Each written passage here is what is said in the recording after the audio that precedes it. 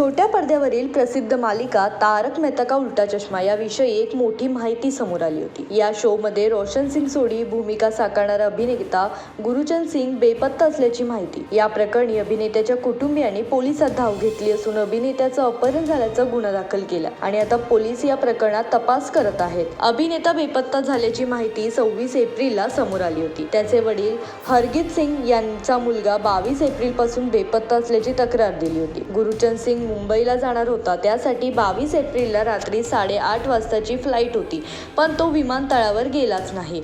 तो दिल्लीपर्यंत पाल्मसह इतर भागात पाठीवर बॅग घेऊन चालताना फिरताना सीसीटीव्ही कॅमेऱ्यामध्ये दिसला। त्याचबरोबर त्याने दिल्लीत एका ATM मधून 7,000 रुपये देखील काढले। पोलिसांनी गुरुचंद सिंगच्या मोबाईल डिटेल्स तपासल्यानंतर अनेक गोष्टी समोर आल्या। पोलिसांनी दिलेल्या माहितीनुसार गुरुचंद सिंग 24 एप्रिल पर्यंत दिल्लीतच होता।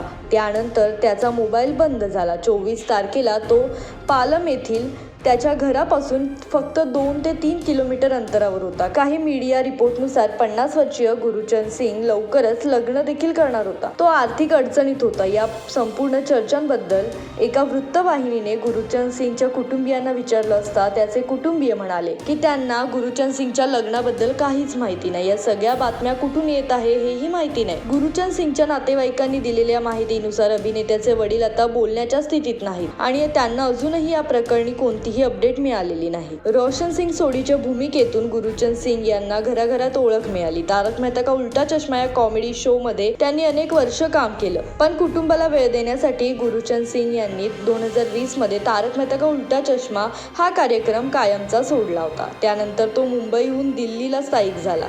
शो सोडल्यानंतर त्याच्याकडे कोणतंही काम नव्हतं। आता तो बेपत्ता झाल्यानंतर चाहते चांगलेच चिंतेत आहेत।